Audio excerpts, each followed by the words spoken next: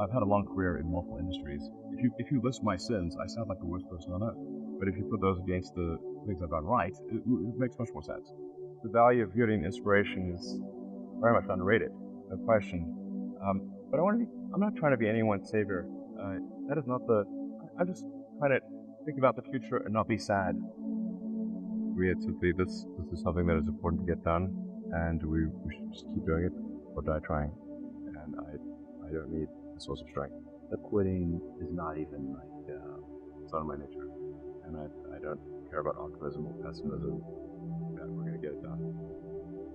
Tesla was under the most relentless short seller attack in the history of the stock market. Tesla was the most shorted stock in the history of the stock markets. So, this was affecting our ability to hire people. It was affecting our ability to sell cars. Yeah, it was terrible. They wanted Tesla to die so bad they could taste it. Well, must have been the Fed price. Yes. Where are they now?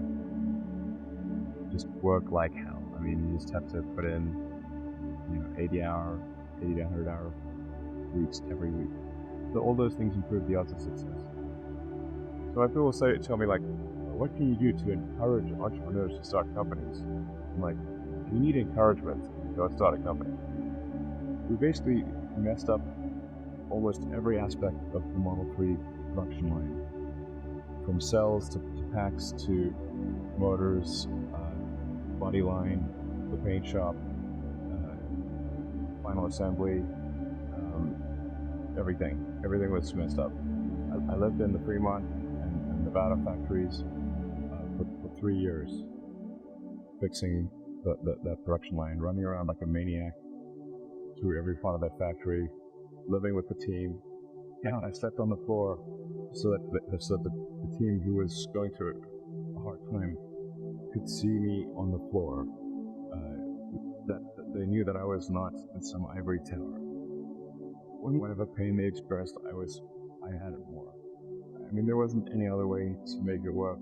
The 3 years of hell, 2017, 18, and 19, were 3 years, the longest period of excruciating pain in my life. There wasn't any other way, and we barely made it. We were on the ragged edge of bankruptcy the entire time. Do you feel that this challenge of figuring out the new way of manufacturing, you actually have an edge now, that it's different, that you've figured out how to do this? At this point, I think I know more about manufacturing than anyone currently alive on Earth. I can tell you how every damn part in that car is made. I'm not afraid of dying. I think we'll come to me. Although you may not be able to see the vision of SpaceX come true in your life. Well, I'd like to live long enough. Being at a net worth of 230 billion, roughly, being perceived as the richest person. Do you know John Law? I don't know. John Law used to be the richest person on earth 300 years ago. Okay. He was a poker player, a gambler. He was the biggest art collector on earth, so a lot of superlatives. Wow. In the end, he went bankrupt. It's a pretty large pull. Did you ever thought about that option, that something could go wrong and that you could one day lose everything? I mean, there's been many times where I expected to lose everything. Not, I mean, you thought the car company and the rocket company expecting them to succeed. Certainly not me. I thought they both had less than 10% chance. Like, if I go bankrupt, fine, whatever. So many people so many young people actually from across the globe. If you have an advice to the young people globally who want to be like Elon Musk, what's your advice on it? I think that probably they shouldn't want to be you. I think it sounds better than it is. Yeah, it's not as much fun being me as you think. It could be worse for sure. Yeah, I mean, it's really hard starting a company. I mean, you have to basically be prepared to work constantly, from when you wake up to when you go to sleep. You have to be willing to deal with a lot of difficult problems and thorny problems. You have to be willing to deal with an enormous amount of stress. And you just got to push yourself super, super hard. I wouldn't recommend it for most people. It might be useful. you do things that are useful to your fellow human beings, to the world, it's very hard to be useful. Very hard. Are you contributing more than you consume? To try to have a positive net contribution to society. I think that's something to aim for. Not to try to be sort of a leader for the sake of being a leader or whatever. A lot of times, the people you want as leaders are the people who don't want to be leaders. So, if you live a useful life, that is a good life. Life worth living with. I would just encourage people to use the mental tools of living broadly. SpaceX, Tesla, Neuralink, Boring Company are philanthropy. You say philanthropy is love of humanity. They are philanthropy. Tesla is accelerating sustainable energy. This is a love of philanthropy. SpaceX is trying to ensure the long-term survival of humanity with multiple species. This is love of humanity. Neuralink is to help solve brain injuries and existential risk of AI. Boring Company is trying to solve traffic, which has helped most people, and also it is like I'd encourage people to read a lot of books. Basically, try to ingest as much information as you can. And try to also just develop a good general knowledge. So you at least have like a rough lay of the land of the knowledge landscape. Try to learn a little about a lot of things. You might not know what you're really interested in. How would you know what you're really interested in if you're at least doing it? Commercial exploration of knowledge landscape. And to talk to people from different walks of life and different industries and professions and skills and occupations. Like just try to learn as much as possible and search for meaning. Isn't the whole thing a search for meaning? Yeah, what's the meaning of life and all? Just generally, like I said, I would encourage people to read broadly in many different subject areas and try to find something where there's an overlap of your talents and what you're interested in. So people may be good at something, or they may have skill at a particular thing, but they don't like doing it. You want to try to find something where you have that's a good combination of your things that you're inherently good at, but you also like doing. When you had that third failure in a row, did you think, I need to pack this in? Never. Why not? I don't ever give up. I mean, I'd have to be dead or completely incapacitated. Essentially, like the longer you do anything, the more mistakes that you will make cumulatively, which if you sum up those mistakes, will sound like I'm the worst predictor ever. For example, for the Tesla vehicle growth, I said I think we'd do 50%, and we've done 80%. Yeah. So, but they don't mention that. I'm not sure what my exact track record is on predictions. They're more optimistic than pessimistic, but they're not all optimistic. Some of them are exceeded, probably more or later, but they do come true. It's very rare that they do not come true. And I don't aim to disrupt for the sake of disrupting. It's more like there's thinking about what set of actions are most likely to lead to a better future. And so, in order for, one of the things, obviously, in order for humanity to have a compelling future for civilization, is that we must have a clear path to a sustainable energy future. It's one of the things that I think everyone would agree with. I'm not someone who tends to sort of demonize oil and gas. This is necessary right now, or civilization to function. So I do think we actually need, and actually this time I think we actually need more oil and gas startups. But simultaneously moving as fast as we can to a sustainable energy economy. I was living in the factory in Fremont and the one in Nevada for 3 years straight. It was my primary residence. Not kidding, literally. Did you keep the couch? I actually slept in a couch at one point in a tent on the roof. And then for a while there, I was just sleeping under my desk, which is out in the open in the factory. And for an important reason. It was damn uncomfortable sleeping on that floor. And always, when I woke up, I'd smell like metal dust. Yeah, but actually, I stopped using the couch in the little conference room with a couch there. I stopped using the couch. I just slept on the floor under my desk. So during shift change, the entire team could see me.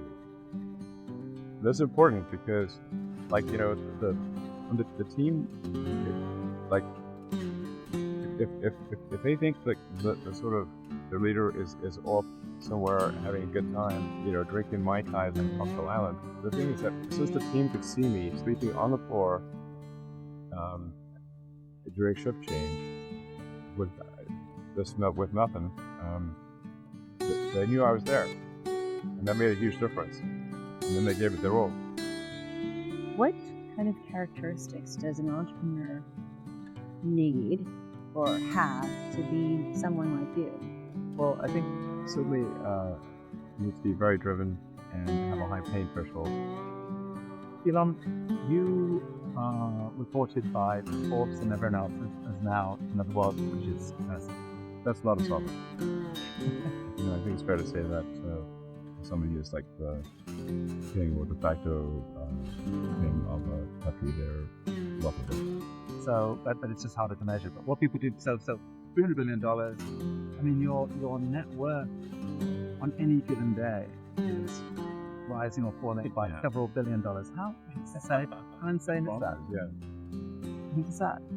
How do you handle that psychologically? Right, there aren't many people in the world who have to even think about that.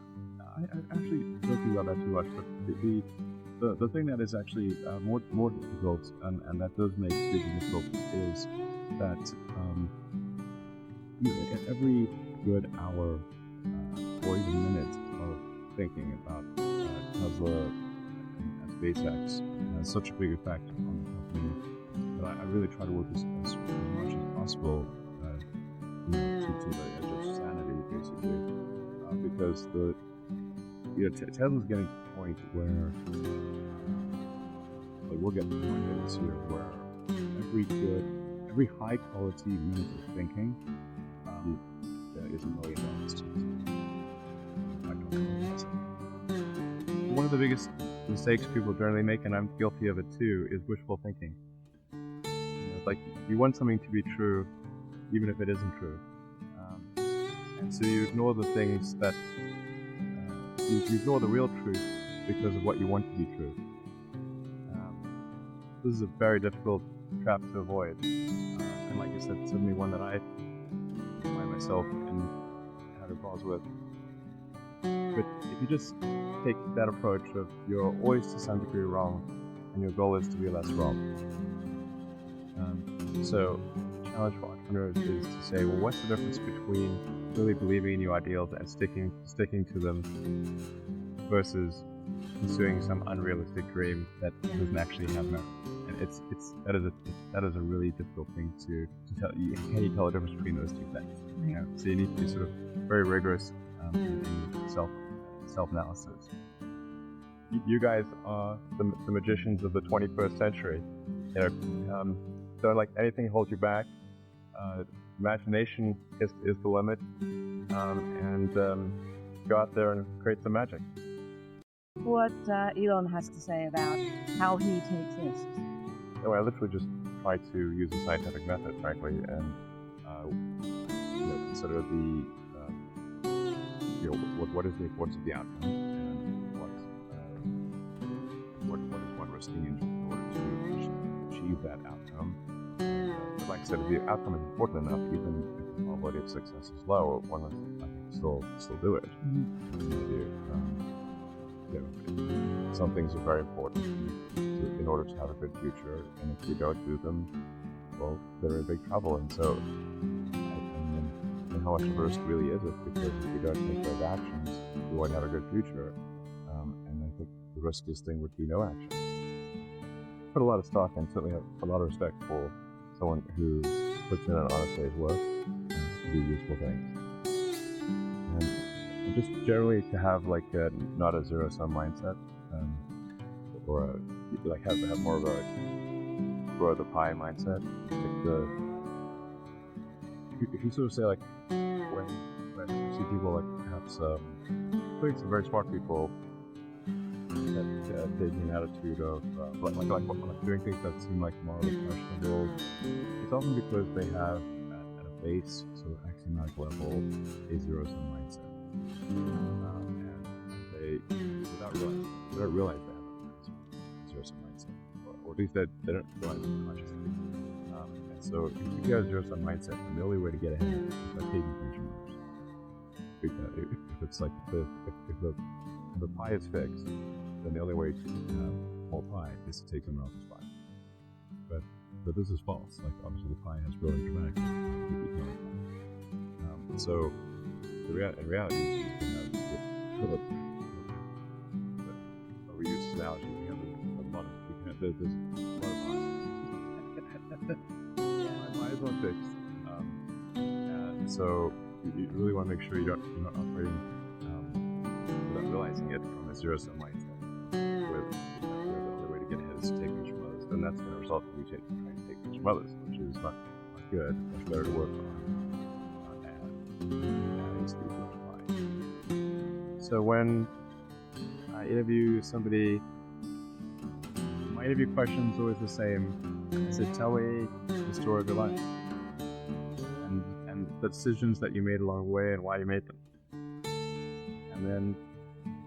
And also tell me about some of the most difficult problems you worked on and how you solved them. And that question I think is very important, because the people that really solve the problem, they know exactly how they solved it. They know the little details. And the people that pretended to solve the problem, they can maybe go one level and then they get stuck. Are you happy at the moment? I think there's degrees of love, but certainly for one to be fully happy, I think you have to be happy in work and happy in life. I suppose I'm medium happy. There are degrees of happiness. Can love for projects for work compensate loss among people? I think love of work, in my experience, could at best make one halfway happy. What was your biggest challenge? One of the biggest challenges, I think, is making sure you have a corrective feedback loop, and then maintaining that corrective feedback loop over time, even when people want to tell you exactly what you want to hear. That's very difficult.